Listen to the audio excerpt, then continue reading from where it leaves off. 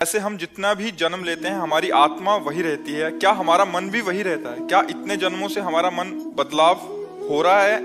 पूरा सूक्ष्म शरीर, पूरा कारण शरीर आत्म तत्व के साथ बार बार जन्म, बार बार मरण लेता है।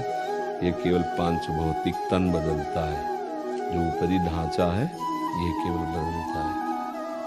अभी तक ना तो मन बदलने वाली साधना हुई है, ना भी भगवदानंद की स्फूर्ति आज तक नहीं हुई है, और सब कुछ हो चुका है। आप दैवी भोग भोग चुके, मानसिक भोग भोग चुके, तिर्यक योनि के भोग भोग चुके, अभी भगवदानंद का बिंदु भी नहीं मिला है। अब ये जन्म अगर भगवदानंद के लिए अभ्यास किया जाए तो इस जन्म में मुझे प्राप्त हो सकता है। संकेत है कि हमें मनुष्य देह मिला, हमें साधु संग मिला, नाम का परिचय मिला, महिमा सुनी, कुछ नाम जब शुरू हुआ, अब हमको निरंतरता में लाने के लिए अभ्यास करने की जरूरत है। अगर हमारा अभ्यास पुष्ट हो जाए तो किसी भी देश में जाए हमारा स्वभाव थोड़ी बदल जाएगा। भाई कोई भी देश हो, किसी स्थान में ले चलो, जो हमारे विचार हो तो चलते रहेंगे ना। यदि हमारे विचारों की जगह नाम चल पड़े, हमारे सद्विचार चल पड़े, तो किसी देश, किसी वेश, किसी जगह से हमारे अंदर के चिंतन में परिवर्तन नहीं पड़ने वाला।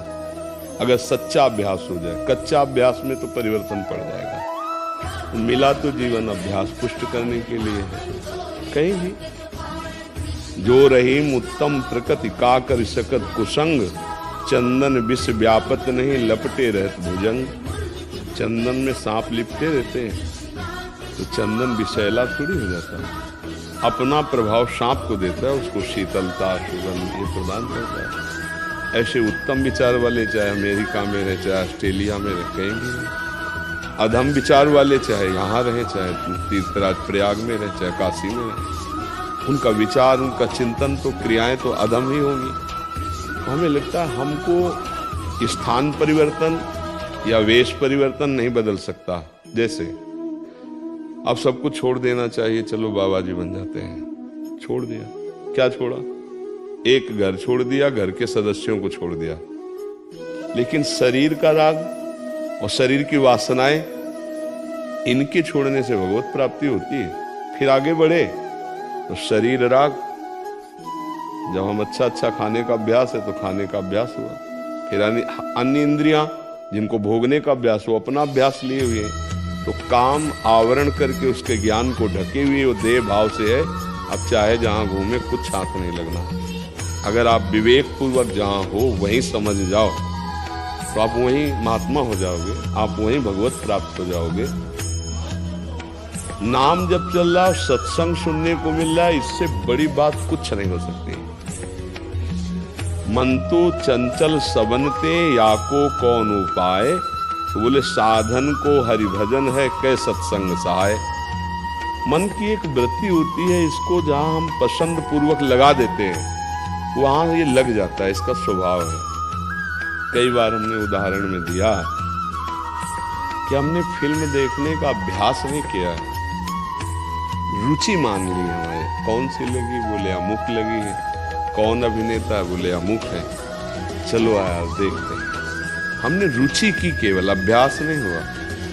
यानी कि हम जन्म जन्मांतरों से इसका अभ्यास करते हैं। रुचि की, पैसा लगाया, वहां जाके बैठे, 3 घंटे हमारी रुचि के कारण हमारा मन कहीं नहीं जाएगा, खूब आह्लादित रहेगा। वो देख देख करके उसके जैसे भाव हैं, कहीं निगेटिव कहीं पॉजिटिव, इन भाव में विचरण करता हुआ तन्मय रहेगा।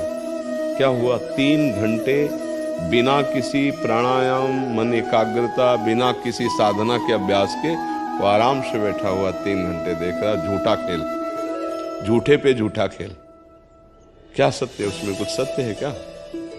क्या हुआ? क्या रुचि, रुचि विशेषता। अब हम नाम जब करते हैं, लेकिन सही माने में ना नाम का महत्व हमारे अंदर है ना रुचि है, इसलिए एक पराया काम सा हो रहा है।